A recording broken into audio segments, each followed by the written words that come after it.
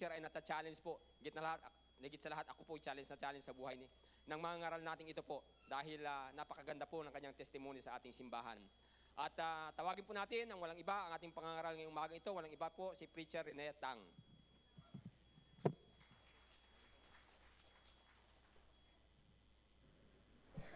Good morning.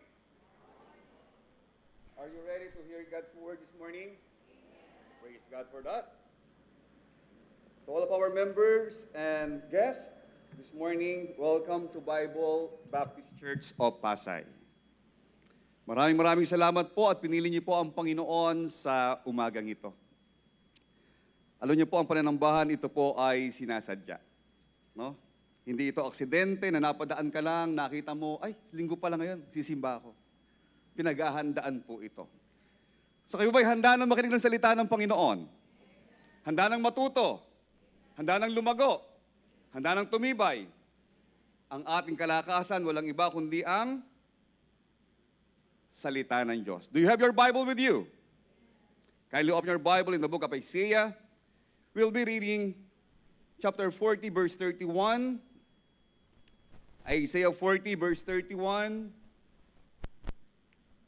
Praise God for you. Salamat po sa presensya ng bawat isa. Isaiah 40, verse 31.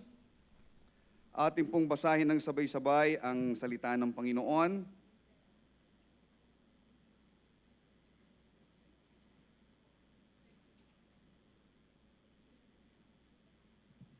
Ready now, read. But they that wait upon the Lord shall renew their strength. They shall mount up with wings as eagles.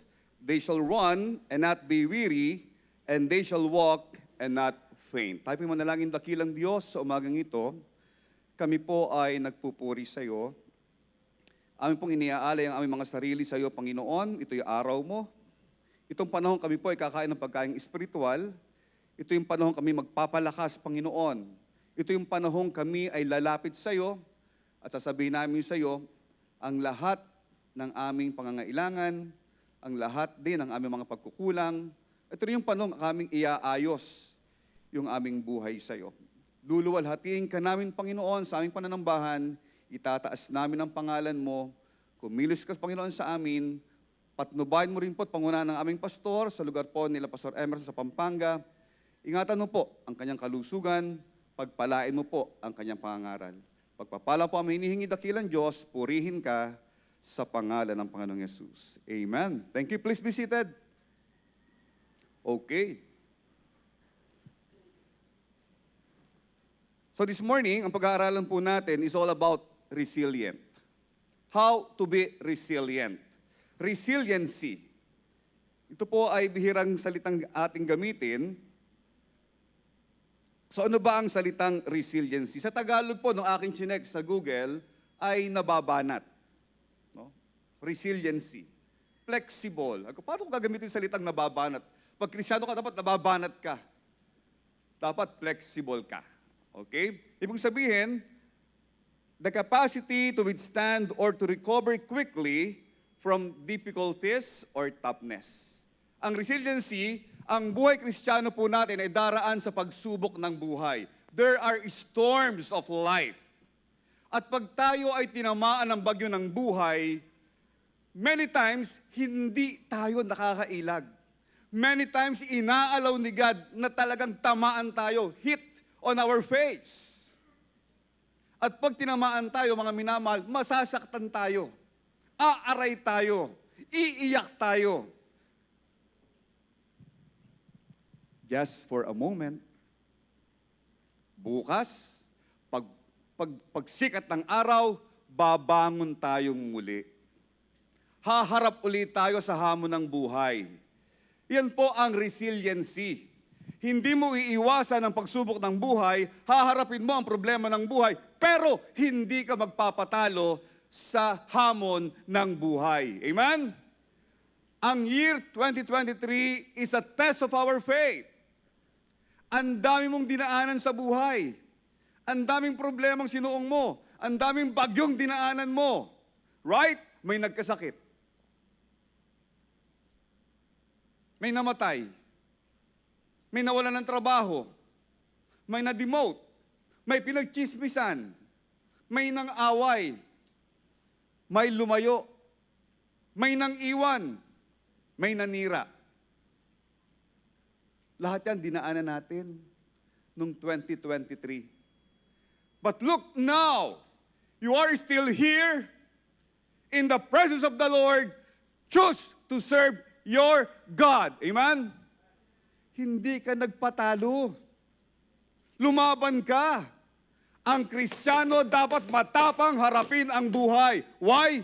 May kakampi tayo. Me alone, you alone, we cannot make it. Isang bigwas na ng diablo sa atin, babagsak tayo. Kung wala tayong support group, wala tayong pastor, wala tayong simbahan, wala tayong kapatiran, wala tayong mga group meetings, baka naghiwalay na kayong mag-asawa, baka nagwala ka ng kabataan. How many times na nakinig ka sa magulang mo, kabataan? Lahat ng kabataan, say amen. How many times na napagalitan ka ni tatay, na sermonan ka ni nanay? How many times sa pulpitong ito narinig mo ang pangangaral ng pastor mo? Ang tanong, nakinig ka ba?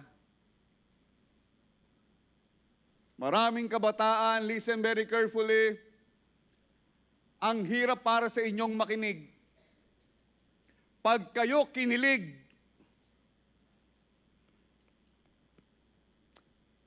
yung standard mo sa buhay nawawala na. Nung ikay bata-bata pang Kristiyano, sabi mo, eto ang aking list ng criteria sa gusto kong maging partner in life. 1 to 10. Ang dami. Number 1, Kristiyano. Number 2, matapat sa Panginoon. Number 3, mahal ang simbahan. Number 4, mahal si pastor. Number 5, nagpapagamit sa Panginoon. Number 6, siyempre may itsura. Number 6, may itsura. Number 7, may trabaho. Ayan, di ba? Number 8, mahal ang pamilya. Ayan, talaga, ang dami, di ba? E nung bumibilis na yung pagpaypay mo, nauubos na ang araw sa kalendaryo. Lumilipad na ang dahon ng panahon.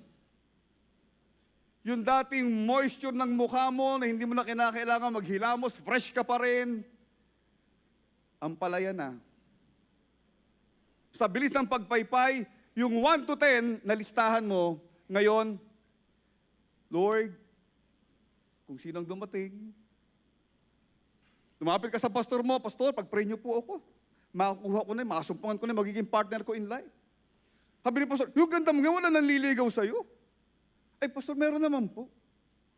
Hindi ko lang po type. Pag-pray niyo po. Biglang may dumating. Ha? Hindi member ng church. Nakilala mo sa trabaho. Nakilala mo sa eskwelahan.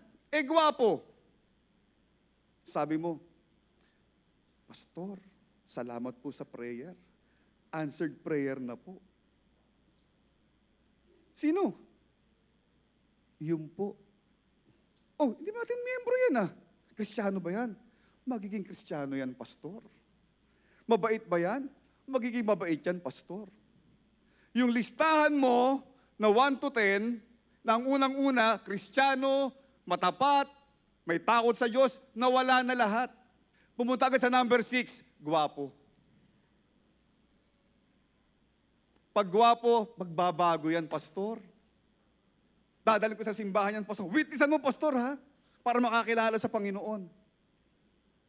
Nawala ng standard. Maraming kabataan, pag kayo kinilig, ayaw nyo nang makinig. Look what happened to your life. Mga kabataan, mga kababaihan, hindi lamang gwapo ang basihan. Ang ganda, lumilipas. Ang ganda, kumukupas. Pag nagsama na kayo sa loob ng isang bahay, what matter most, it's not the picture, it's not the appearance. It's the character. Magbabago yan, Pastor. So mga minamahal, dadaan tayo sa pagsubok ng buhay. Kaya marapat lamang na ihanda mo ang sarili mo sa mga nakalaang pagsubok na bibigay ng Diyos sa buhay mo. Hindi mo yan maiiwasan. It's part of Christian life. Dadaan tayo dyan. May pagsubok talaga.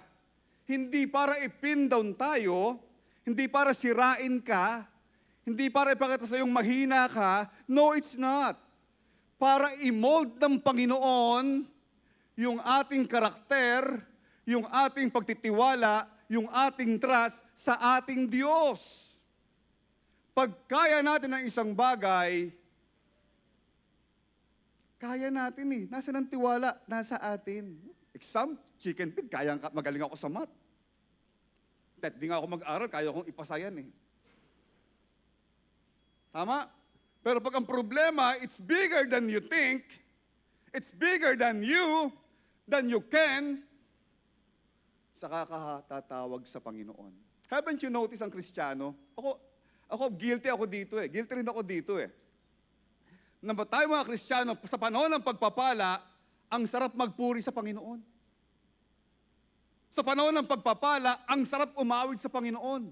Sa panahon ng tagumpay, ang sarap manalangin sa Diyos. Lord, maraming salamat po. Napakabuti mo sa buhay ko. Lord, praise God. Na-promote ako. Ang daming project, ang daming order. Panahon ng pagpapala. But how about when marriage is failing? When business is plunking? When health is shrinking? When finances is draining? Can you still say, praise the Lord? Can you still sing praises to your God? Magpupuri ka pa rin ba? Magpapasalamat ka pa rin ba? Prayer and praising are two things. Marami sa atin na nanalangin anuman ang sitwasyon sa buhay. We pray. Because prayer is talking to God. But marami sa atin, pag maganda ang sitwasyon, we praise God. Pag pangit ang sitwasyon, when difficult times comes, ang hirap magpuri sa Panginoon. Bakit? Because praising is talking about God. Praying is talking to God. Tumatawag ka sa Kanya. You are asking God. But praising is talking about the goodness of God. Praising is celebration of what God, of who God He is. Of who God is. Sino ba siya? Yan ang praising. Pag pangit ang sitwasyon, bagsak ang kalusugan, bagsak ang negosyo, sira ang pamilya, Kristiyano ka. Ang hirap magpuri sa Diyos. Can you still say, praise be to God? Can you still say, praise the Lord? God allows it. Salamat, Panginoon. Thank you. Mga minamahal, it is a test of our faith. Inihahanda tayo ng Diyos at ang nais ng Panginoon sa lahat ng pagsubok na darating na ganyan, maging resilient ka.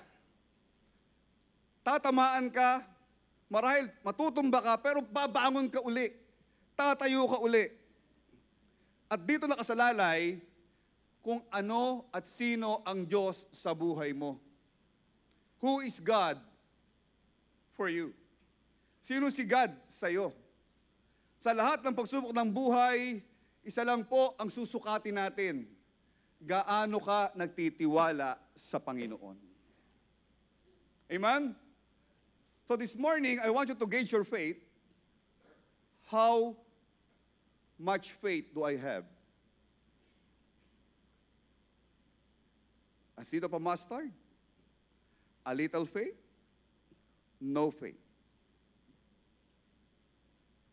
Nung si Pedro, mga minamahal, lumakad sa tubig, ang sabi ng Panginoon, nung siya'y lumubog dahil natakot siya, Ang sabi ng Panginoon, little faith. Nagtiwala siya ng una, nagawa niyang lumakas sa ibabaw ng tubig, kagaya ng ating Panginoon, pero nung siya'y nagduda, when he refocused his eyes, not on Jesus, but on the boisterous wind of storm, he started to sink.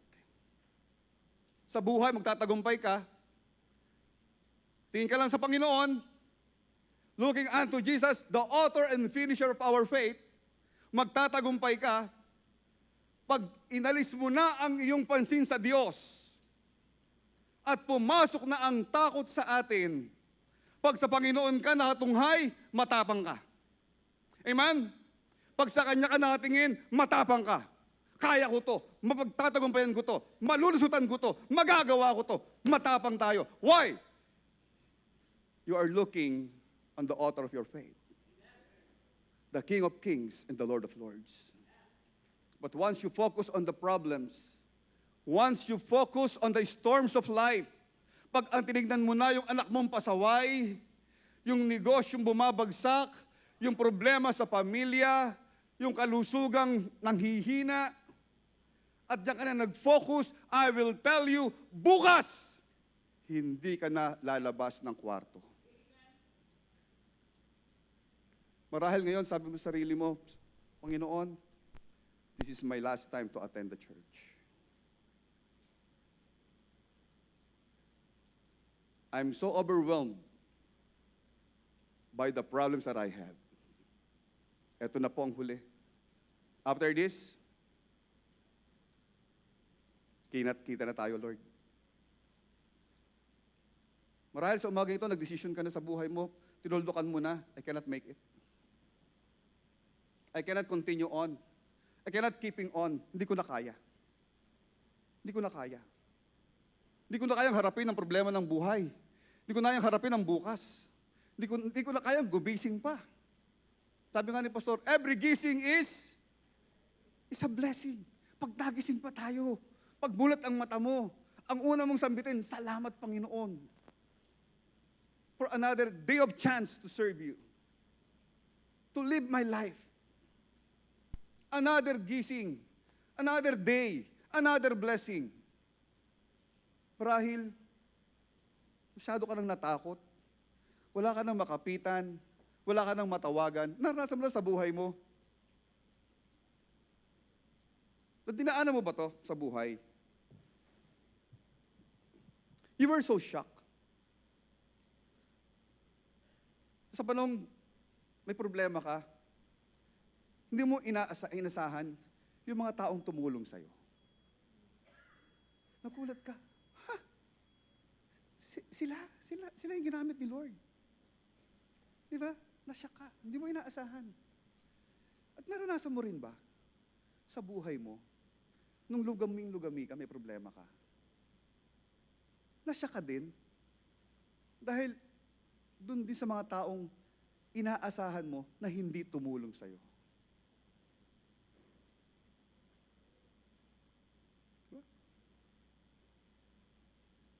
Kaibigan kita eh. Alam ko, ikaw ang uunawa sa akin eh. Alam ko, ikaw ang aalalay sa akin eh. Aagapay sa akin eh. Bakit? Sanggang tikit tayo. Di ba magka-devotion tayo? Di ba prayer partner tayo? Alam mo, may mga Kristiyano na sound effect Christian. Alam mo yung sound effect Christian, Brad? Magsasabi ka ng problema sa kanila. Sasabihin nila sa'yo, ooh, ha? Sound effect lang. Puro reaction lang. Kwento ka, oh, talaga? Puro sound effect. Pero sa panahong may problema ka, hindi mo na makita. Sa panahong nangangailangan sila, panayang follow-up. Oh, yung hinihiram ko sa iyo, ha? Oh, asahan ko bukas, ha? Please, no, kailangan ko talaga. Please, salamat sa tulong mo, talagang tunay kitang kaibigan, maaasahan, hindi nang iiwan. Nangangailangan eh. Tama. Pero nung ikaw na nangailangan,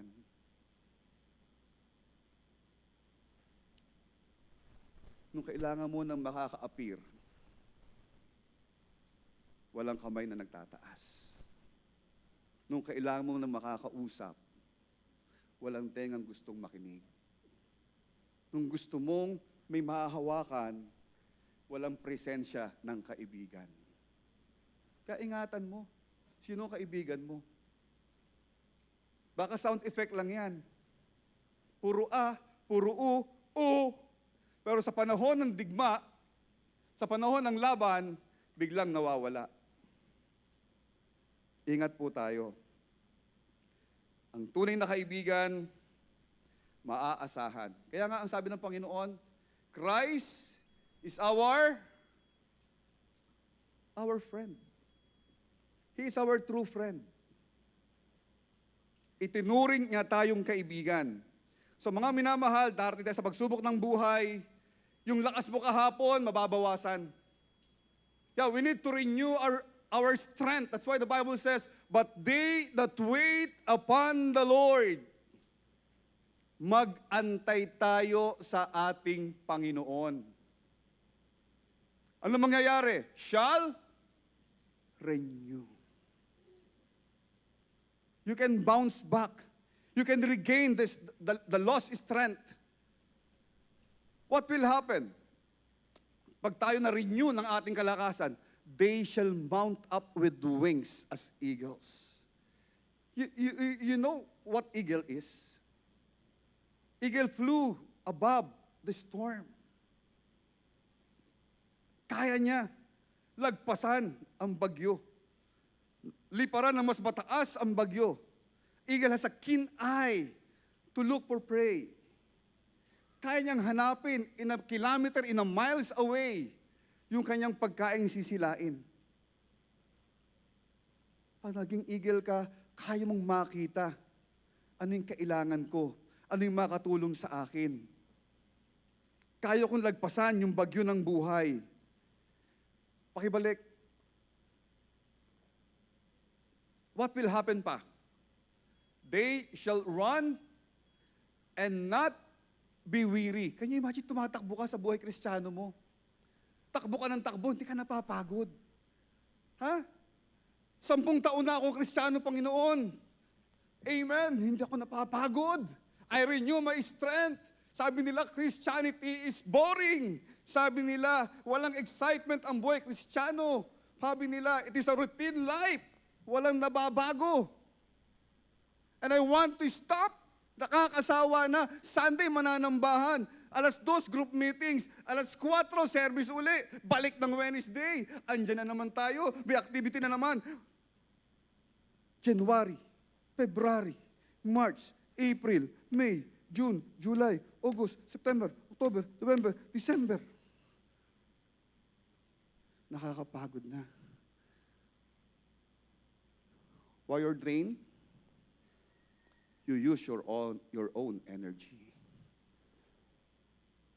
I've been in the church for 38 years.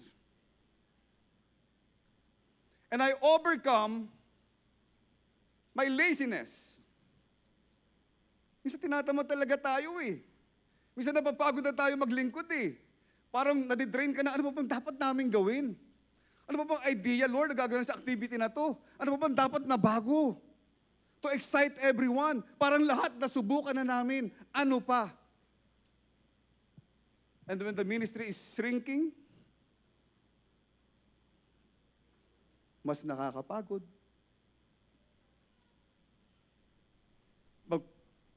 Pag halos wala ka ng pahinga, mas nakakapagod. But my Bible says, but they that wait upon the Lord, I can renew my strength with my God. I can run, but I will not weary.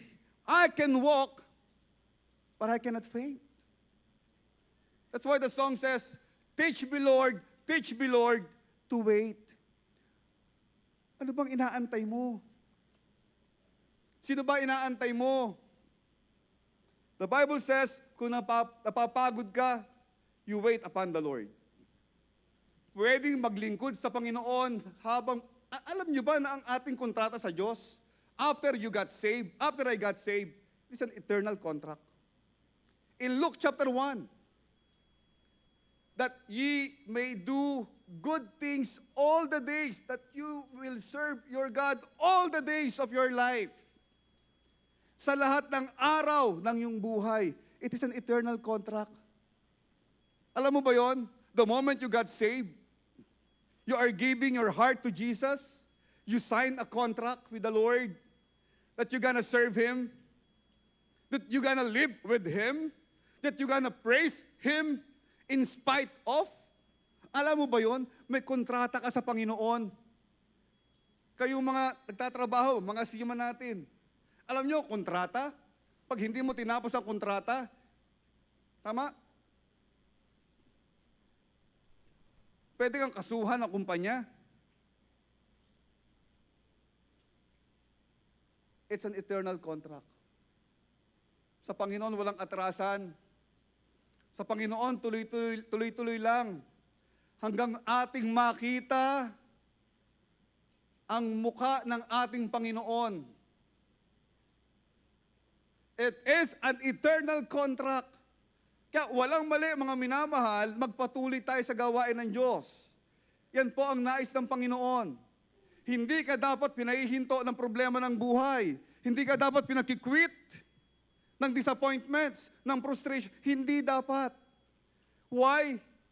Pwede tayong lumakas eh. Pwede tayong ma-renew yung ating kalakasan. Bibigay ka pag hinang-hina ka na. When you are hopeless and you are helpless, wala ka na magawa, hindi ka na makagalaw ng tornilyo. Tama? We are what? Unproductive. Hinang-hina ka na eh. Hindi ka na makalakad ng malayo. Unproductive. Pero sa Panginoon, mga minamahal, walang siling ang paglilingkuran.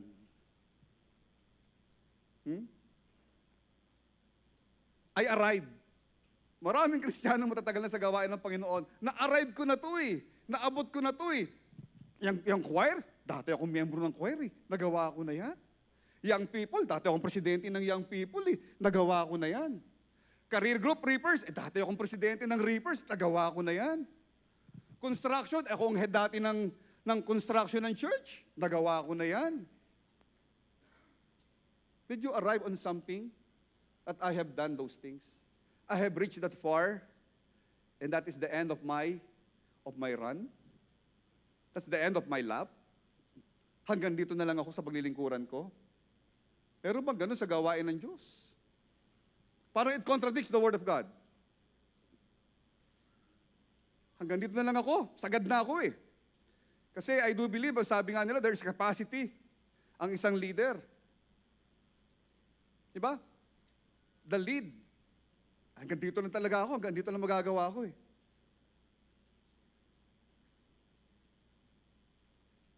Sa paglilingkuran ba may capacity? Time to stop? Naabot ko na. Sila naman. Iba naman. I think it contradicts the Word of God. Because what I do believe, the Bible says, therefore, my beloved brethren, sino yun? Tayo. Be ye steadfast, unmovable, always, always, always, always what? Can you read this? Where? Abounding. Managana. Managana. Magpatuloy ka. Higita mo pang nagawa mo kahapon.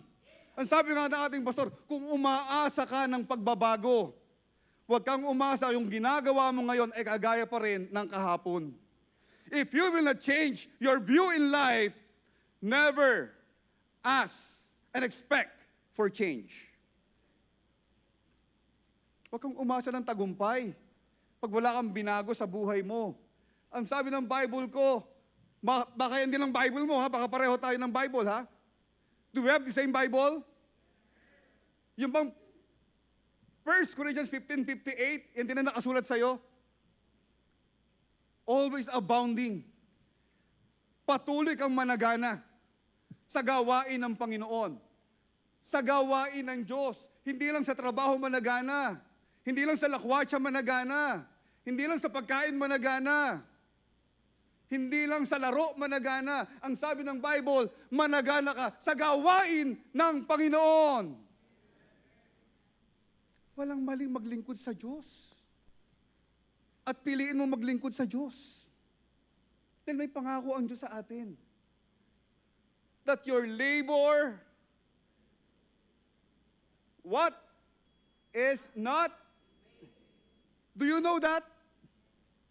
Your labor, yung pagpapagod mo, yung pag-attend mo, yung pagsisimba mo, you are giving your service to God this morning. Alam mo ba yon? This is the work of the Lord. Ang sabi ng Diyos, hindi baliwala gumising ka ng maaga, ate. Hindi baliwala na masahe kayo from Marikaban papunta ng church. Hindi baliwala na nagbihis ka ng pagkaganda-ganda, sister. Hindi baliwala, nilaban mo yung kahapon para maisot mo ngayon dahil yan ang best mo para sa Panginoon. Hindi baliwala. Hindi baliwala napuyat ka.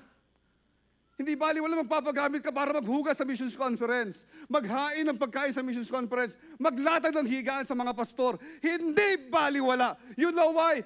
There is a promise from the Word of God, from my God, that my labor is not in vain in the Lord.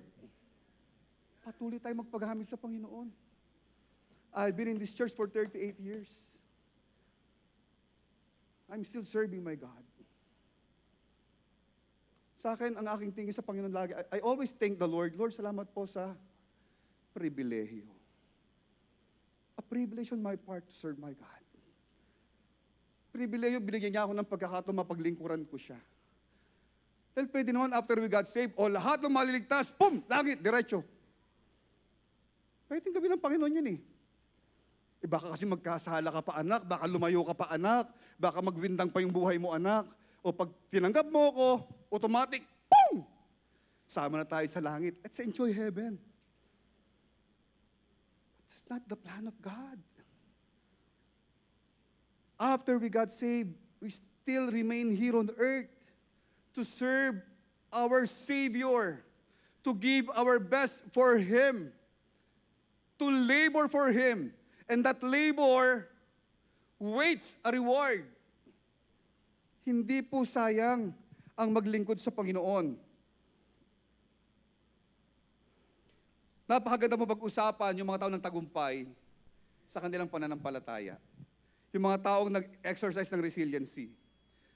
That they are so resilient in their life, hinarap nila yung buhay.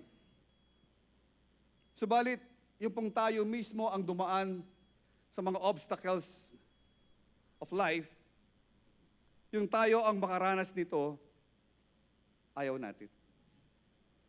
Mahirap para sa atin. Hindi inspiring. Inspiring sila. Alam ba kapatid, yung buhay mo inspiring sa ibang mga tao. Because you exercise resiliency. Ang tagal mo ng Kristiyano. So dito ang 30 years ng Kristiyano. 30 years ng mananampalataya. Taas ang kamay. Be proud of it. Amen. Amen. 25 years ng Kristiyano. 25 years ng Kristiyano. 20 years ng Kristiyano. Amen. 15 years ng Kristiyano. Praise God. 10 years ng Kristiyano. 5 years ng Kristiyano. Bagong mananampalataya. 1 to 4 years pa lang na Kristiyano. Taas ang kamay. Say amen. Tignan nyo yung mga tumagal sa gawain ng Diyos. Tignan nyo. Emulate them. Make them as an example. Paano ka tumagal sa gawain ng Diyos? Dumanas ka ba ng pagsubok? Dumanas ka ba ng pagkakadapa? Dumanas ka ba ng pain? You ask them. Ang sarap pakinggan nung mga Kristiyanong nagtagumpay sa gawain ng Panginoon. That through thick and thin, they stay in the work. They stay loving and serving their God. Ang sarap pakinggan. Pero kung tayo yung dadanas noon, parang it's not so inspiring for us. Ha? Nangyari sa'yo yan? Ha? Dinanasan mo yan? Ha? Dinaanan mo yan? Grabe ate, hanga ako sa'yo. siguro kung sa akin nangyari yan, baka nawala na ako sa gawain ng Diyos. True. Iba-iba tayo sa design ng Panginoon. Iba-iba ang dadaanan natin. Tama? May inilaang linya ng ating buhay paglilingkuran ang Panginoon sa atin. At sa linyang yan, nakalaan yan para sa iyo. Kung ikaw'y napanganga sa testimony ng iba, maging hamon sa iyo, na kaya nila, with the same God that we have, the one who renew her strength, the one who strengthened her, is the same God who will strengthen you. Kung kinaya nila, kakayanin ko din. Amen? Praise God for that. Amen. Lahat po tayo will face life challenges. We will meet all troubles and disappointments. Yung mga araw na yan, yung mga season na yan ng buhay, talagang dadaanan po natin yan. At minsan, ang tingin natin, meron pa bang nakalaang daan para sa akin after kong bumagsak? Meron pa bang nakalaang bukas para sa akin pagkatapos kong mag-fail? The answer is, yes. Yes. We all experience failures. We will fail. Bahagi po yan ng buhay Kristiyano.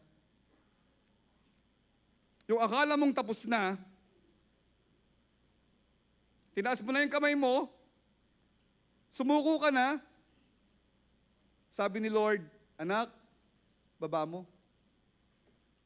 Hindi pa. Hindi pa ako tapos sa'yo. Bahagi pa lang yan. So mga minamahal, anuman yung ating dinaanan sa buhay na sakit, pait, pagdurusa, pagsubok, and sometimes we fail, huwag mong tuldukan ang buhay mo in a certain event of your life. Never define your life in a certain event of your life. Nag-fail na ako eh. Nakakahiya na. Hindi ko na kayang iharap yung mukha ko sa mga tao. Ito pagkakilala nila sa akin eh. Alam mo kapatid, maraming Kristiyano, nagtatapang-tapangan. Kaya ko to. Matatag ako. Matibay ako. Kaya kong harapin to. I know your reputation, na matapang ka, na matatag ka, na parang kang haligi, na hindi kayang itumba. I know your reputation. Pero pagharap natin sa Panginoon, mga minamahal, in the presence of God, tanggalin mo yung maskara mo. Subarin mo yung pagkatao mo. You expose yourself before God and be authentic and genuine to our God. Lord, ang sakit. Walang maling umiyak. Ama, walang tears associated with pain. Walang maling umiyak. Hindi, lalaki ko eh. Hindi ako iiyak. But in the presence of our God, sa harap ng Panginoon, huwag ka nang magkunwari. Na matapang ka. Na kaya mo. Baka bukas bumigay ka na. Baka yung tali nagtatagni sa iyo ng pag-asa, maputol na. Reveal yourself before God. Lord, ang sakit. Lord, ang hapdi. It's so painful, Lord. Be true to yourself before God. Sa Kanya pwede mong sabihin lahat. Inaantay ka lang ni Lord. Nais na niyang pakinggan yung tunay mo kondisyon. Wala tayong pwedeng itago sa Panginoon. Kung magiging totoo tayo, kay Lord. Sa Panginoon natin. So akala mo tapos na, hindi ko na magagawa, hanggang dito na lang ako. Ang sabi ni Lord, anak, pag mong tuldukan, kama lang nilagay ko, May karugtong pa yan. Hindi pa ako tapos sa'yo. You can see a brighter tomorrow if you continue on. But now, do you want to end the story of your life in a negative way? Kristiyano yan eh. Tapat mo yan dati eh. Pero bumitaw sa gawain. Pero nung nagkatrabaho, nung nagkaroon ng problema, nung nagkaroon ng boyfriend, nung nagkaroon ng girlfriend, nung nag-asawa na, binitawan ang gawain ng Diyos. Do you want to end your life, your Christian life story like that? O mas maganda, si Nanay Ethel, mula nang maligtas yan, nagtuloy sa Panginoon yan. I'm proud sa anak kong yan.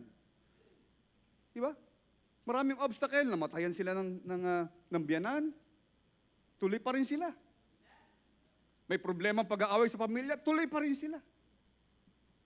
Dinadala pa rin niya mga apo niya. Pinipilit pa rin niyang ayusin ang buhay niya dahil gusto niya maging magandang testimony sa lugar nila. Ikaw, ang susulat ng istorya ng buhay mo. Kailan mo ilalagay ang tuldok? Kailan mo ilalagay ang kama? You will write the story of your life that other people might read. It might inspire them or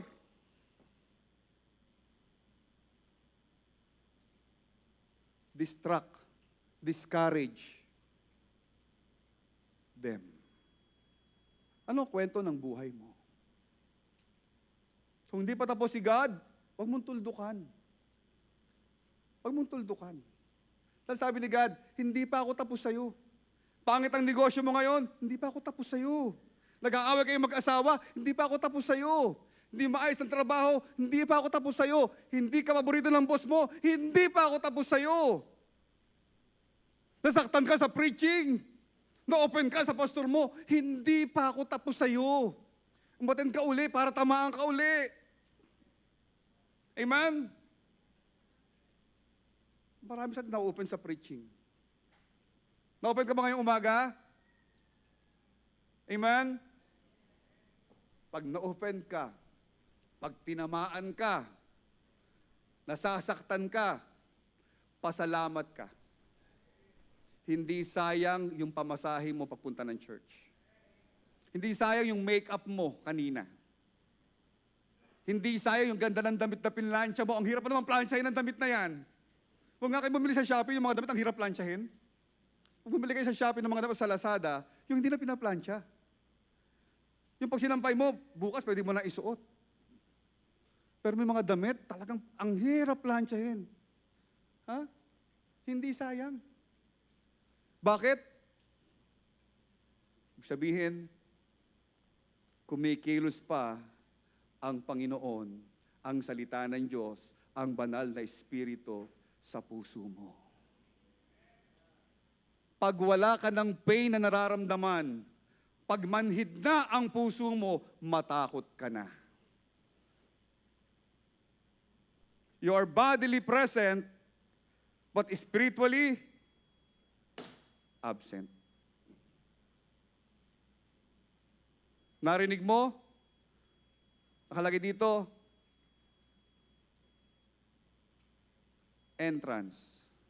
Nakalagay dito, exit. Pumasok, lumabas.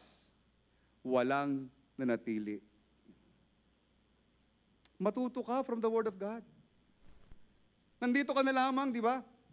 Do you value your spiritual life? Tell me.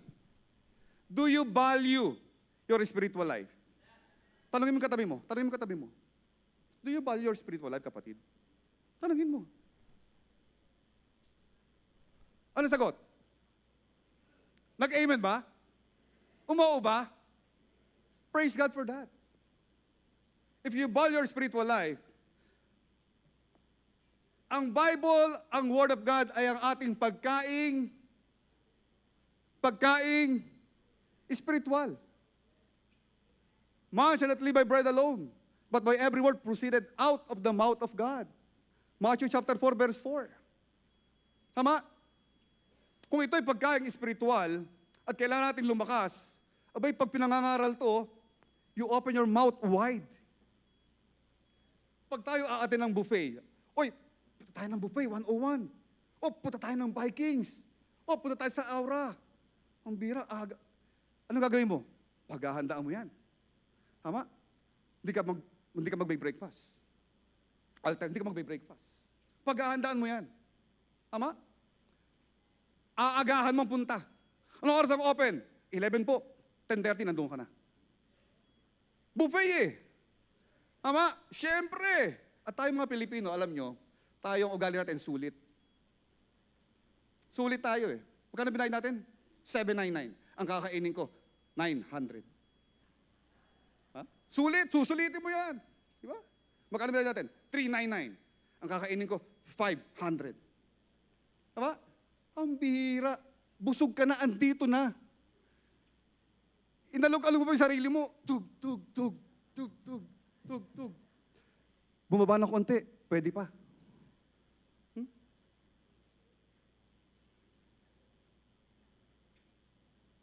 But they that wait upon the Lord, faith matters. If you value your spiritual life, and you are here to listen to God's word and to eat spiritual food, what matter most here is, lagi natin sinasabi, we gather together to worship the King of Kings, and it is God that matters most. Okay? Ang pananambahang ito sa Panginoon. Am I right? Say amen.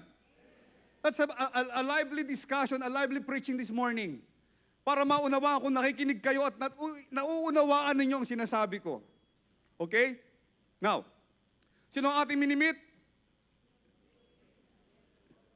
Ang hari ng mga hari, ang Panginoon ng mga Panginoon, ang ating Savior, ang Panginoong Hesukristo.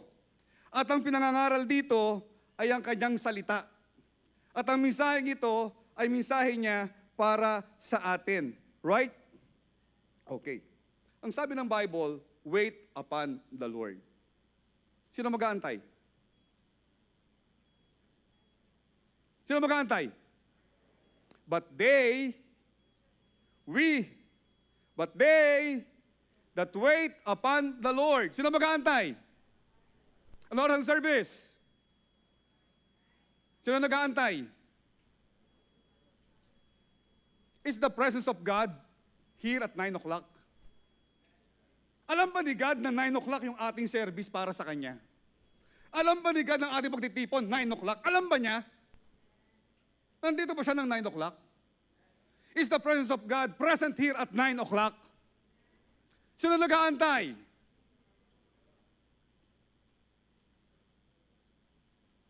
But they that wait upon the Lord.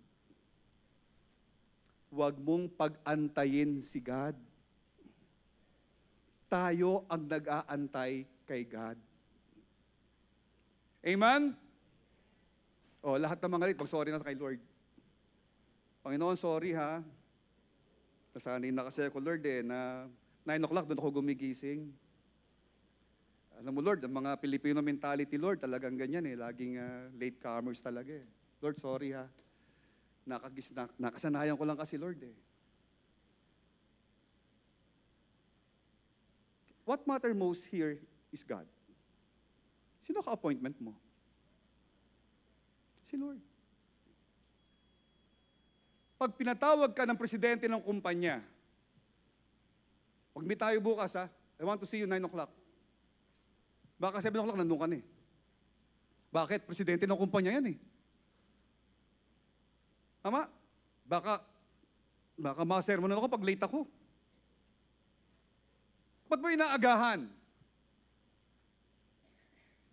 Pag meron ka appointments, ba't mo inaagahan? To show what? To show what? Ba't ayaw mo masabing late ka doon sa meeting? To show what? First, you respect their time. Tama? Secondly, you respect them.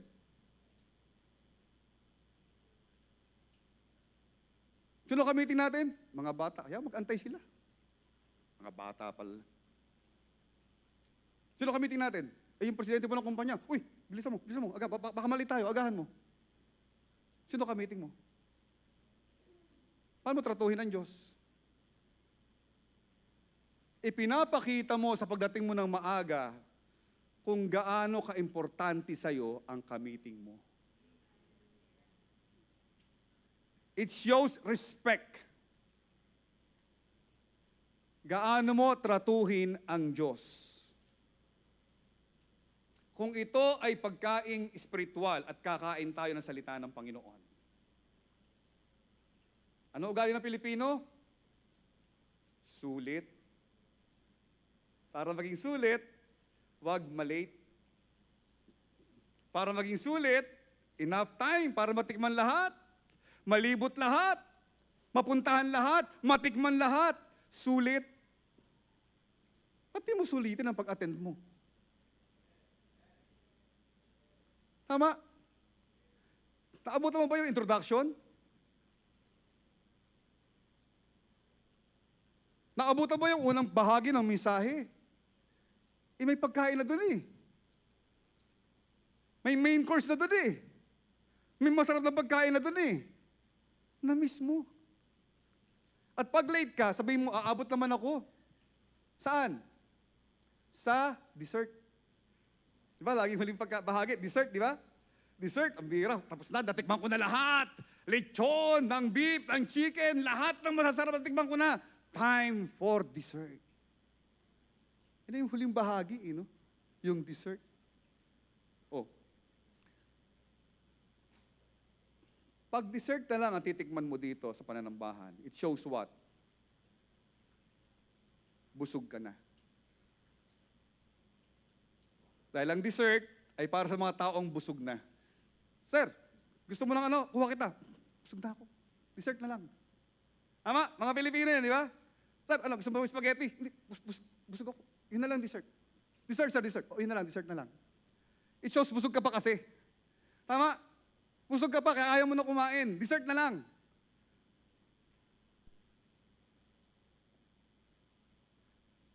Dessert na lang ba kailangan mo? Di mo ba kailangan yung meat ng Word of God? Titikim ka na lang ng leche plan, ng halaya, ng ice cream. Anong bumusog sa'yo?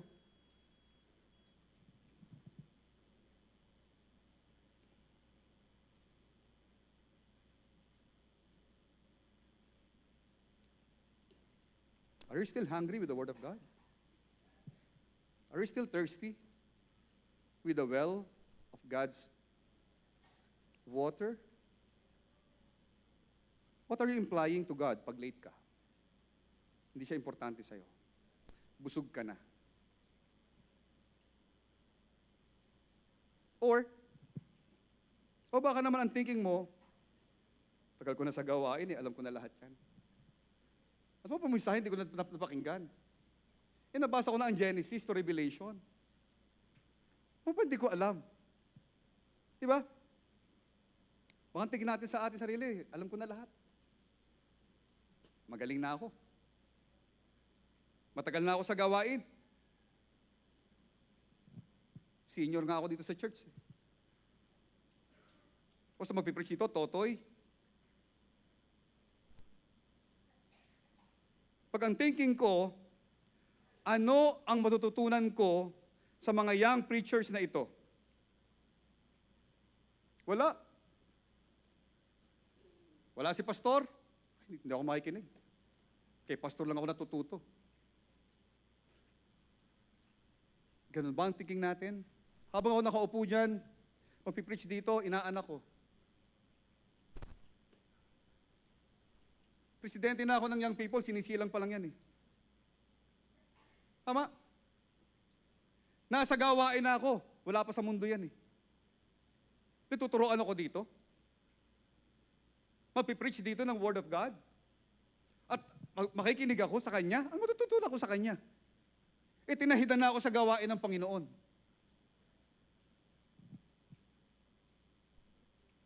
Wala si pastor, kay pastor lang ako makikinig. Anong tawag dyan? Yabang.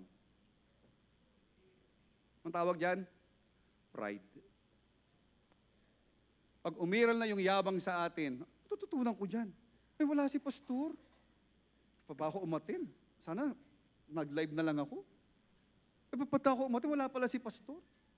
Sayang naman yung pamasahe ko, sayang yung lipstick ko, sayang yung makeup ko, sayang yung damit ko. Wala pala si pastor.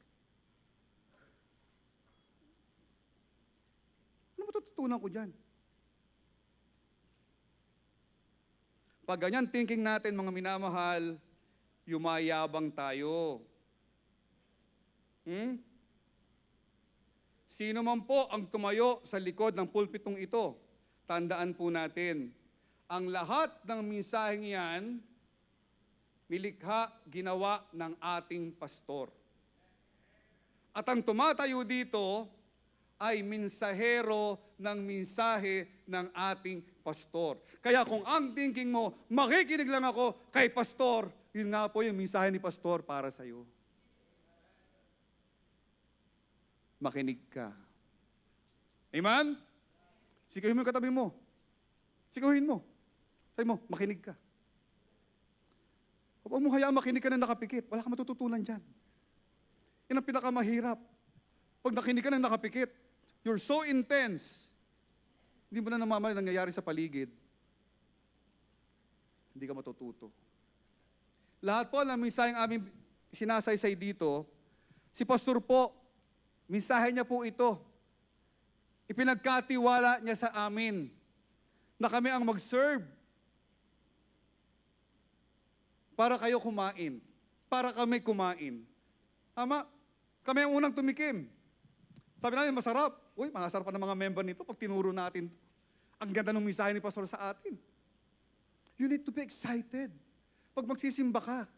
Tama? Huwag mong aalisin yung excitement sa puso mo. Na pag may pangangaral ng salita ng Diyos, ay, Bible study na naman.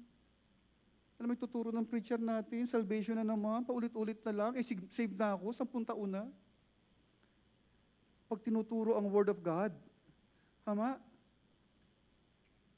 Sabi nga nila, you can create thousands messages from John 3:16 alone. At sa different messages na yan, tiyak may tatama sa puso natin. Makakasumpong ng tahanan ng salita ng Diyos sa puso natin. So mga minamahal, ang iksi talaga ng oras. 10:40 na pala. Okay. Tapusin ko na, Brad. Sinasabi ko, tapusin ko na, Brad. Napangiti lahat kayo. Talaga na, ang taas ng ngiti nyo hanggang dito. Naiinip ba kayo sa preaching? Ha? Naiinip ba kayo sa preaching? Hindi nyo napansin, no? Pag nasa bahay ka, gusto mong matulog, di ka makatulog. Tama, nakahiga ka lang. Nakaupo ka, hindi ka makatulog. Pero sa church, di ba? Automatic, pum! Introduction pa lang. Di ba? Ang bait ng Panginoon sa'yo, di ba? Yung hindi mo nakuha sa bahay, nakuha mo sa church. Yung kailangan mong renew ng, ganun pa yung pag-renew ng, di ba sabi, sir, kailangan matulog to renew our strength. Pag natulog tayo ng 10 o'clock in the evening, yung ating internal organ nagre-recuperate. Kaya kailangan ng tulog. Sabi mo, sir, renew our strength. Ang sabi dito, you wait, hindi sleep. To renew your strength, spiritually, you wait upon the Lord. Okay? Okay. As I close, amen. Praise God. Napakabait ng Panginoon sa araw na to.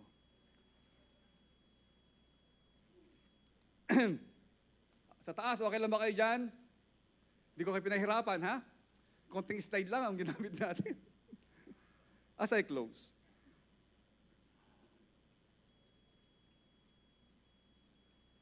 Nahanap yung pang-closing.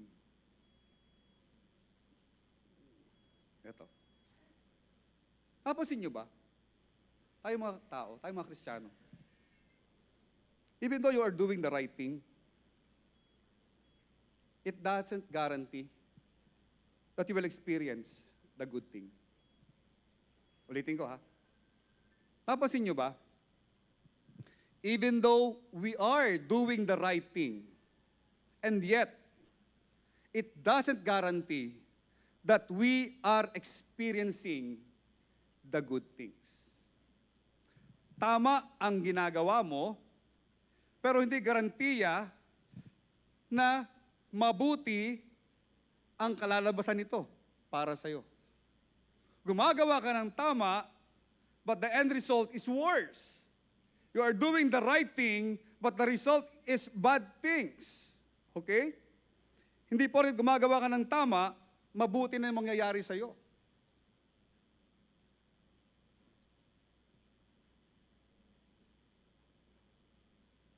Maraming Kristiyano gumagawa ng tama and they're experiencing difficulties in life. Resiliency, difficulties. Okay? Have a right relationship with God, lumalapit sa Panginoon, and yet, may problem financially. Naglilingkod sa Panginoon ng tapat, and yet, may sakit, may karamdaman ang kalusugan. You're struggling with your health. Our faith in the Lord doesn't guarantee that everything in our life will be okay. Ulitin ko ha. Our faith in the Lord, ang ating pananampalataya sa Ginoo, ay hindi garantiya na ang lahat ng mga bagay na mangyayari sa buhay natin ay magiging okay. Di habang panahon sisikat ang araw sa iyo. Okay? Di habang panahon nakatirik ang araw sa buhay mo. May mga panahon, sometimes, dadaan din tayo sa storms of life. Didilim ang paligid. Bag-aadya ng unos. What the real challenges here is this. I want you to have a preconceived decision right now. So I want you to decide. Everyone. A preconceived decision. Hindi ko alam ang mangyayari sa akin sa taong 2024. Hindi ko alam ang dadaanan ko sa taong ito ng 2024. Hindi ko alam ang mga challenges na aking dadaanan, na aking haharapin. But I decided that I will be resilient in 2024. A preconceived decision. Anuman ang ilagay ni God sa harapan ko, anumang pagsubok, anumang unos, anumang problema, anumang kabigatan, anumang kahirapan, anumang, babangon ako. I'll choose to be resilient. Tatamaan ako, masasaktan ako, pero magpapatuloy ako. You're doing the right things and you're experiencing bad things. Alam niyo, si Paul, si Silas, in Acts chapter 16, may kwento ko lang. They were so empowered by God, as sila'y naglalakad.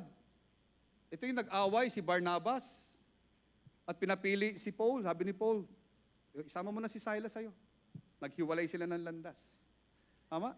Nagsimula si Paul na kanyang journey, missionary journey.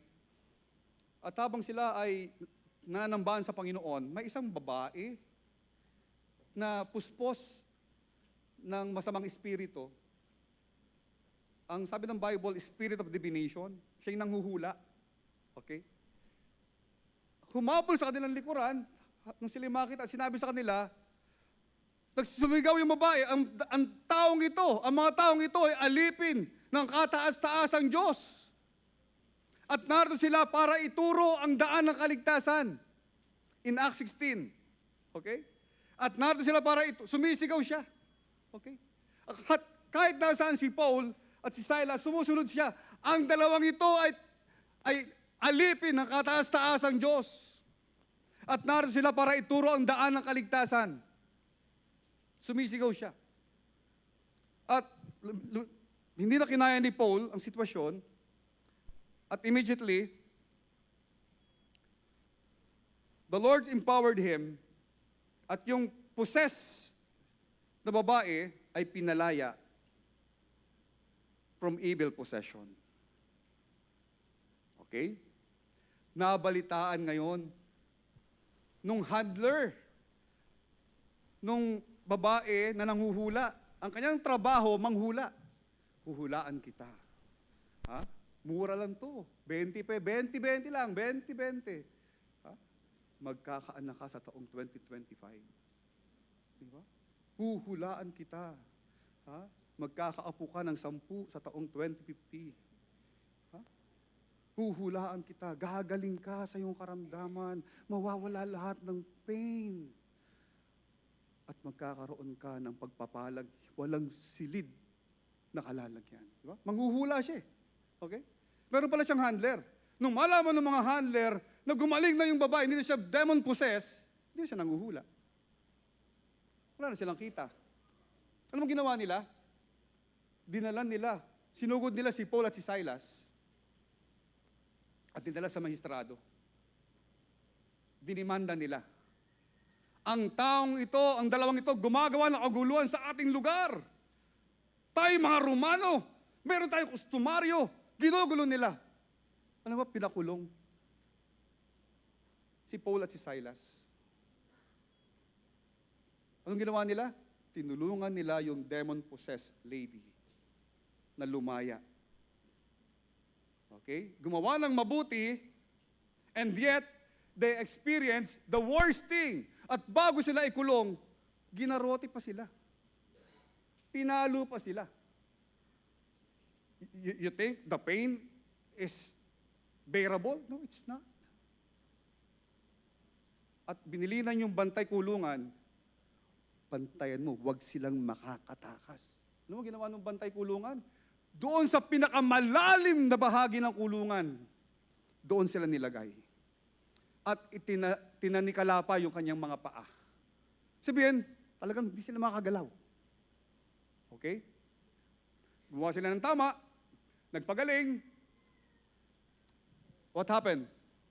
They experienced the bad things. Sometimes sa buhay mo, gagawa ka ng tama. Naglingkod naman ako Inayos ko naman yung buhay ko Pinili ko naman ang Diyos sa buhay ko Ba't ako nagsasuffer? Ito naranasan ko. And you ask the Lord, why? Why, Lord? Pinili ko na maging tapat. Inayos ko na yung pamilya ko. Binitawan ko na yung bisyo ko. Iniwan ko na yung kasalanan ko. Pinili na kita, maglilingkod ako sa'yo. Then why? Why I suffer? Is this the result of my choice? We have many questions in God. Why? Why me? Why me? Ba't may sakit ako? Pwede namang hindi. Ba't ako pa? Pwede namang iba. Ba't di ako nanalo sa... Pwede mo namang akong pagpalain. Bakit iba pa? Ba't di ako na-promote? Ba't naagaw pa sa akin? We have many questions in life. Pinili mo ang Panginoon, you expect the good things happen to your life. Well, itinama mo ang buhay mo, pinili mo siya, and then kabaliktaran na nangyayari. Then you ask the Lord why. You know why? Satan wants to distract you. Sasabihin ni Satan, mali yung desisyon mo. Walang kasiyahan dyan. Alam niyo, isang Kristiyano, namuhay siya sa kasalanan at pinili niya na iwan ang gawain. And in 3 years' time, nakausap niya yung pastor, sabi niya, alam niya, pastor, nung pinili ko ang sanlibutan, kagaya ni Dimas, he loved the present world. I choose the world than my church. Alam mo, pastor, nung ako'y nandoon, na malayo sa gawain, Kinukumbinsi ko ang sarili ko na tama desisyon ko. Kinukumbinsi ko ang sarili ko na masaya ako. Kinukumbinsi ko ang sarili ko na ito yung tamang ginawa ko. Pero alam niyo, Pastor, hindi ko kayang dayain ang damdamin ko. Baka ganyan ka. You made the wrong decisions in life, and then you convince yourself na masaya ka sa decision mo, na tama ka sa decision mo. Baka meron kang ganyang experience. Sa Panginoon, mga minamahal, di mo kinakailangang piliin na maging masaya. Pag pinili mo ang Diyos, it is an overflowing joy. Hindi mo mapipigil yung kasiyahang maglingkod. Yung kasiyahang nakangiti ka. Pag pinili mo ang Panginoon. Tama? So, kinulong sila. Pakilagay nga ang Acts 16 verse 30 nga 30. Acts 16:30. Acts 29. Hindi pala, 24. Yun, 24. Acts 16:24. Acts 16:24. Ayan. Yan ang ginawa sa kanila. Okay? Pinasok sila sa loob ng prison, inner prison, at itinali, tininikala yung kanilang mga paa. 25. Ting! 25. Ting! Oh, magic yan eh. And at midnight, Paul and Silas prayed. At midnight, nakakulong sila, gumawa sila ng tama. In spite na tama ginawa nila, sinaktan sila, ginarote sila, at kinulong pa sila. Inalisan sila ng kalayaan. They were stuck on their feet. Paul and Silas complained. Kung ako nangyari sa akin yan, tama na ginagawa ko. Ganito pa nangyari sa akin. Why, Lord? Kung ka na-complain. Tama, pinili na kita, Panginoon. Alam mo kung bakit? Ang sabi ng diablo sa'yo, Satanas, pinagpapala ito eh. Gusto mo guluhin natin ang buhay nito? Sabi ni Satanas, wag, kakampi natin yan. Nung wala ka pang desisyon para sa Panginoon. Tama? So walang gumugulo sa buhay mo. Ngayong pinili mo na ang Panginoon sa buhay mo, eto na. Darating na ang problema. Iaalam ni Satan ang distraction. Iaalam ni Satan ang discouragement. Iaalam ni Satan ang depression. Para sabihin mo, mali yata decision ko. Ba't ko ba pinili ang Panginoon? Eto pala ang kapalit. You gotta question yourself. You gotta doubt yourself. Na-experience mo yan? Kung kailan ka gumawa ng tama, saka ka nagka-problema. Desisyon namang pagpapagamit ka na sa gawain ng Panginoon. Okay? Inayos mo na yung buhay mo, saka ka nagkaroon ng kaaway.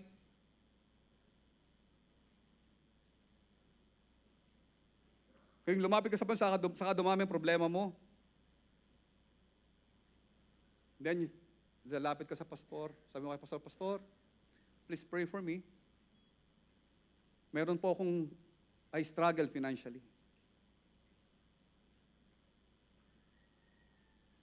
Alam mo kapatid, most of the time, you are not struggling financially. Most of the time, you are at war. You are in a spiritual warfare. Kinakalaban ka ni Satan para sabihin sa'yo, mali ang desisyong ginawa mo. And the Lord allows it for Him to know how true are you with your conviction. Talaga ba magpapagamit ka? Talaga bang ako ang pipiliin mo? Talaga bang uubusin mo yung oras at kalakasan mo para sa akin? Nawalan sila ng kalayaan. Ikinulong sila. In spite na tama ang ginawa nila. Marami sa atin, tama ang ating ginawa, nakakulong tayo sa problema. Hindi tayo makalaya. Nagreklamo ba sila? No. Anong ginawa nila? Verse 25. And at midnight, Paul and Silas, what did they do? They pray. Sa panahong nakakulong ka, sa panahong bad ang sitwasyon, sa panahong marami kang tanong, you pray. You pray. And sang praises unto God. At umawit sila ng papuri sa Panginoon. Can you still say praise to God even in a difficult times? And the prisoners heard them. Hindi nila tinago sa kanilang sarili. Nag-uumapaw ang kanilang pasasalamat sa Panginoon. So sila nagpuri sa Diyos. Naging ang mga kasama nilang prisionero, yung nakakulong sa kulungan na yan, ay narinig ang kanilang pag-awit. Nagpupuri ka lang ba dahil maayos ang sitwasyon? Malaya ka? Maganda ang finances? Pinagaling ka sa karamdaman mo? Na-promote ka? Tuloy-tuloy ang order? Walang hinto ang project? Ang ganda ng sitwasyon? Walang may sakit sa pamilya? Honor ang mga anak? Kung kabaligtaran ang mangyayari sa atin, will we still pray and sing praises for our God? I'm asking you. In your difficult times, nagpuri ka ba sa Panginoon? Nagalit ka kay God? Nagtampo ka sa Kanya?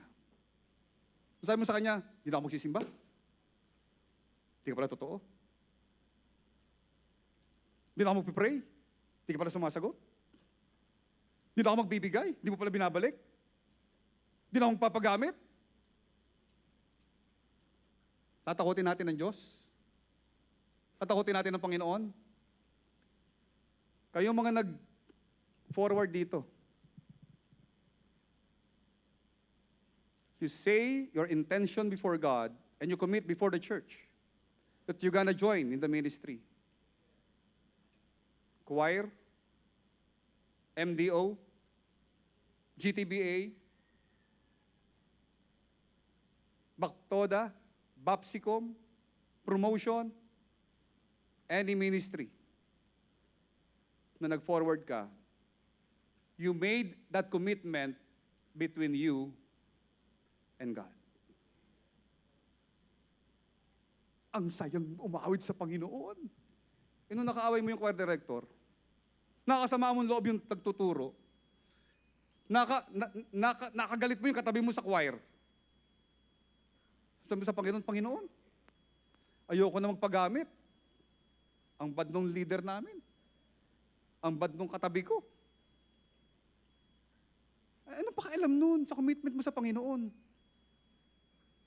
Amen? Ba't sila ang iintindihin mo? Ba't di mo iintindihin commitment mo sa Panginoon?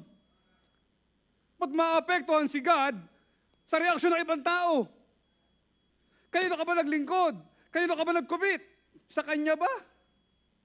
Maglilingkod lang ako, Lord. Mag-commit lang ako pag maayos ang sitwasyon. Pag mabait silang lahat sa akin. Pag pinapautang nila ako. Pag nililibre nila ako. Pag pinupuri nila ako. Pero pag pinagalitan na nila ako, Lord, ayoko na. Is that your commitment? Is that the way you treated your God? Pag mainit ang sitwasyon, bitaw na tayo? Wag, resiliency. Laban lang, tuloy lang. Alam mo, nag-usap silang dalawa. And at midnight, they choose to pray. Right? And then what happened? Sabi nila, pre, tagal na natin ito sa kulungan na to. Ang sakit mong tama ako sa likod, pare. Sabi naman ni Silas, oo nga, sir. Sakit din nung tama ako dito sa tagiliran, daming palo. E ano gagawin natin? Mag-pray lang tayo. Mabiyaya ang Diyos. Hindi nga tayo makakilos dito, nakatanikala tayo, kamay at paa. Paano tayo magpupuri sa Panginoon? Sabi ni Paul, Naalala mo po, tinuro ni Pastor sa atin. Sa Philippians chapter 4, verse 4, rejoice in the Lord always. And I say again, rejoice. Sir, how can I rejoice?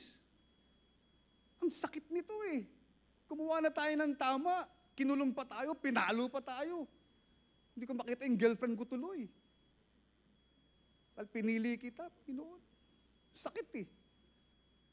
Sabi ni Paul, nakalimutan mo ba? Rejoice is a choice. Nakalimutan mo ba? Rejoice is a choice. Pipiliin mong maging masaya. Kahit sa panahong madilim ang paligid. Kahit sa panahong lugmok sa finances.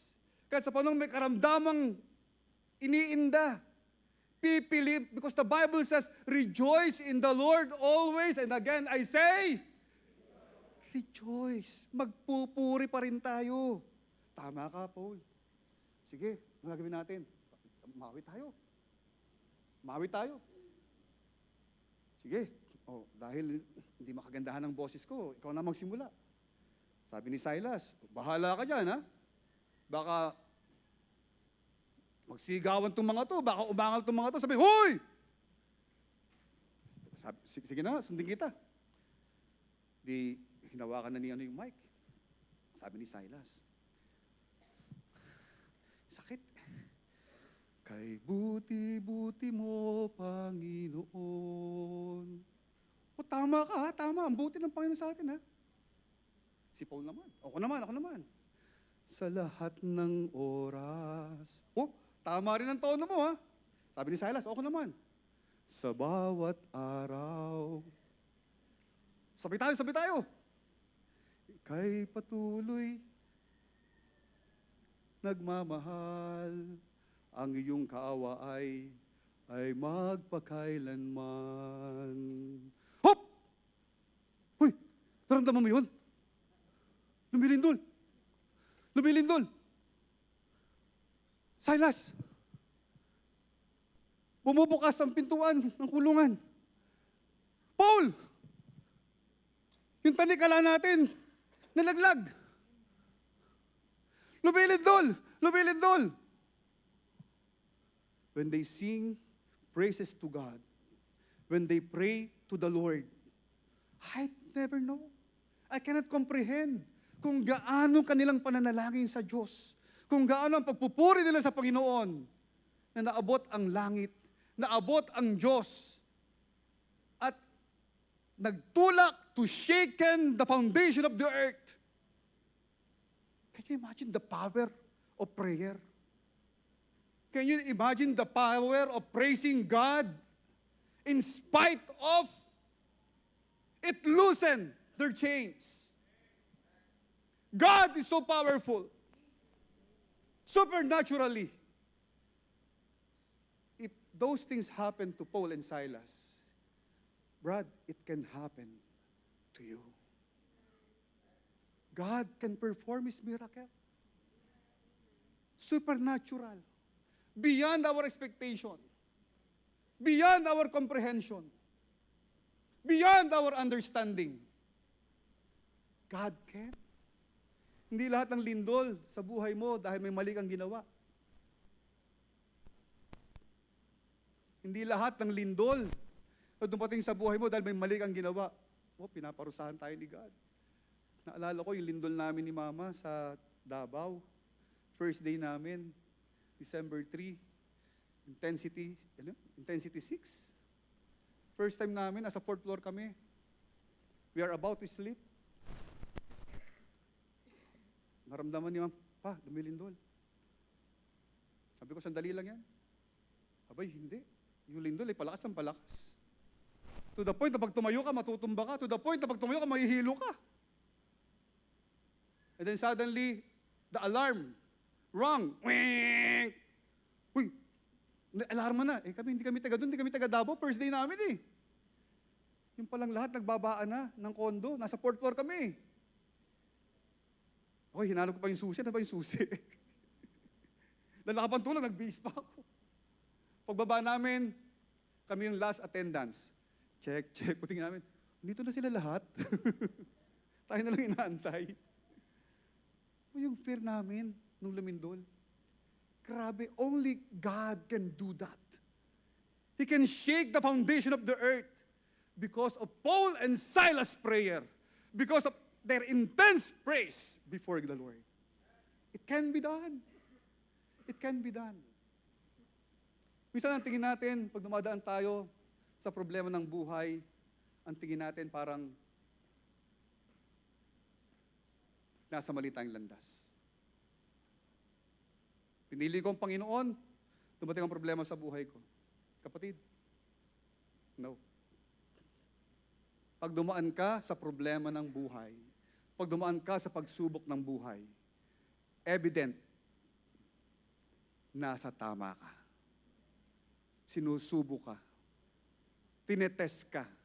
Pinuprove ni God, how true are you in your commitment? Conviction ba yan? O preference? Mga minamahal,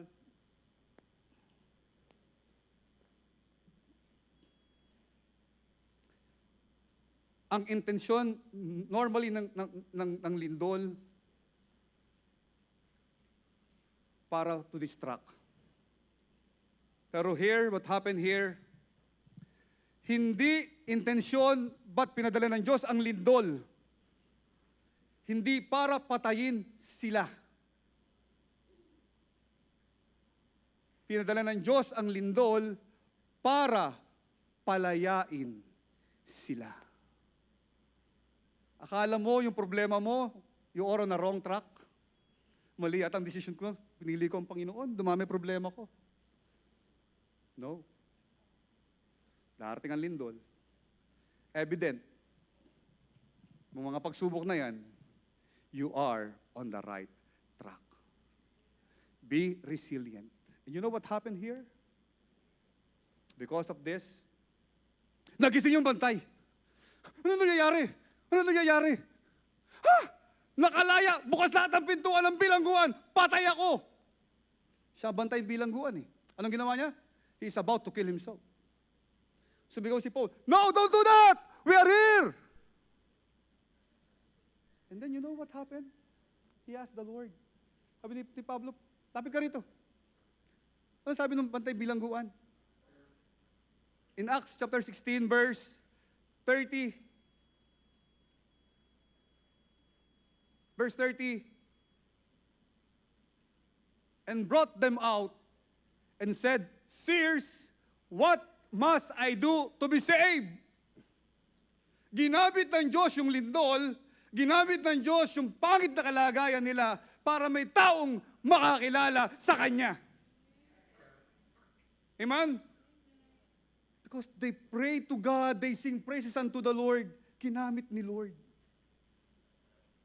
Para ang taong ito, dahil ang sabi ng babae na sumisigaw, ang dalawang to'y alipin ng kataas-taas ang Diyos. Narito sila para ituro ang daan ng kaligtasan. Narinig niya yun eh. Nung nililiti si Paul sa si Silas. Kaya ang sabi niya, kung tinuturo yung daan ng kaligtasan, anong gagawin ko para ako maligtas? Anong sagot niya? Verse 31. Sa mga bisita, mariyan ang katanungan mo, what must I do to be saved? Ito po ang sagot. And they said, believe on the Lord Jesus Christ, and thou shalt be saved and thy house. Manampalataya ka sa Panginoong Hesus Kristo. Let our circumstances used by God to bring people to Christ. This morning, I want you to have a preconceived decision. Gaano mo kilala ang Diyos sa buhay mo? Sino siya sa buhay mo? Gaano mo siya pinagtitiwalaan? Have a preconceived decision. No matter what, I choose to be resilient. Ano man ang pagdaanan ko, magsisimba pa rin ako. Ano man ang harapin ko, makikinig pa rin ako. Magbabasa pa rin ako. Mananalangin pa rin ako. Ano man, hindi ko iiwan ang Diyos na nagmahal sa akin, ang Diyos na nagligtas sa akin, ang Diyos na nag-alay ng kanyang buhay para sa akin. Me and my God together. Tayo po'y tumayo at tayo po'y mananalangin. Dakilang Diyos, maraming salamat po sa umagang ito. Kami po'y nagpupuri, nagpapasalamat sa iyo. Dinadakila namin ang pangalan mo. Sa lahat ng aming dinaanan, Panginoon, nandun ka. In the mountaintop, in the valley lows, in strength and weaknesses,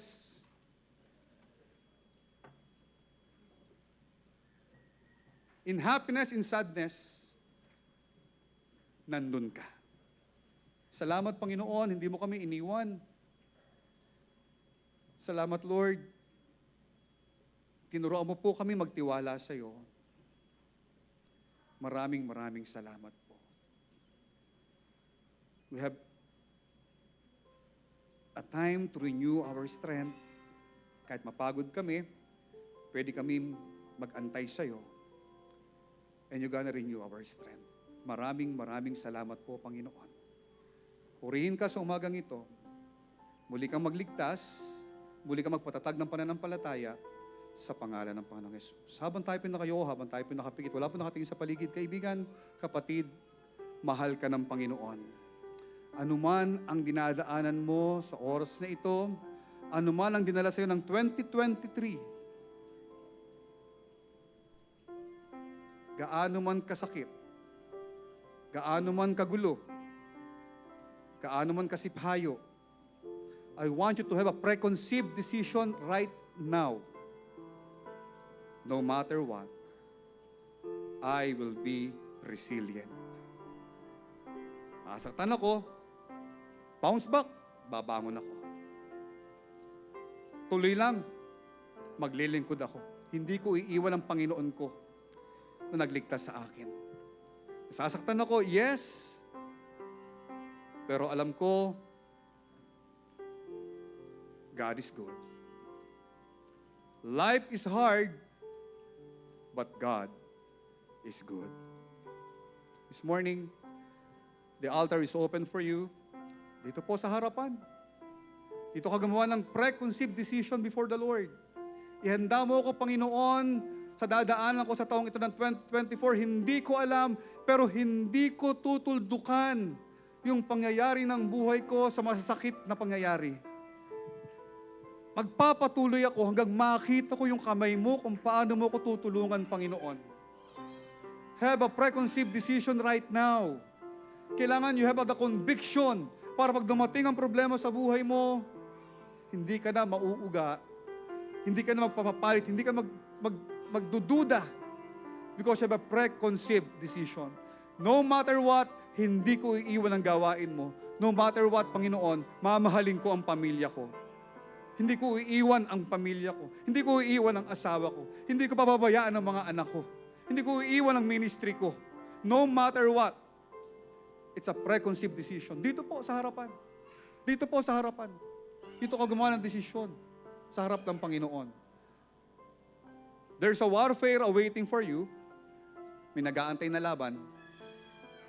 Ihanda natin ang sarili natin. Life is hard, but God is good. Sa ating mga bisita, what must I do to be saved? Believe. Believe on the Lord Jesus Christ, and thou shalt be saved, and thine house. You may now look for your partner, look for your family, and pray together. Let's pray, kids.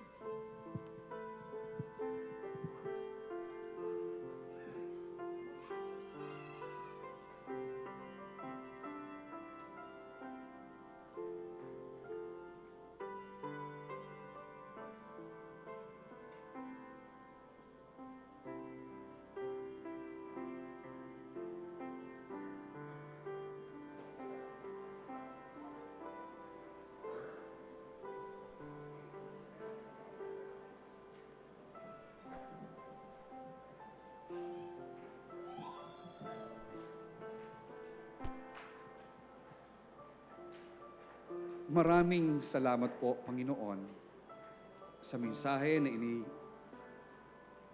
atang mo sa amin sa umagang ito. Pinakita mo sa amin, mahal mo kami. Sa lahat ng pagsubok na amin dinaanan, you are there. Salamat po. Ikaw ang aming kakampi. Ikaw ang aming pag-asa.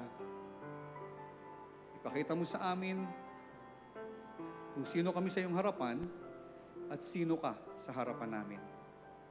And this relationship will cement our fellowship, Panginoon. Kapit kamay, anumang pagsubok ang dumaan, walang bibitaw. Salamat dakilang Diyos for the resiliency. Salamat sa pag-ibig. Salamat sa pagmamahal. Purihin ka sa pangalan ng Panginoong Yesus. Amen. Amen. Maraming salamat, Preacher Rene, sa napakagandang mensahe ngayong umaga. Tayo pong lahat ay tumayo. Darako po tayo sa bahagi ng pagbibigayan. Awitin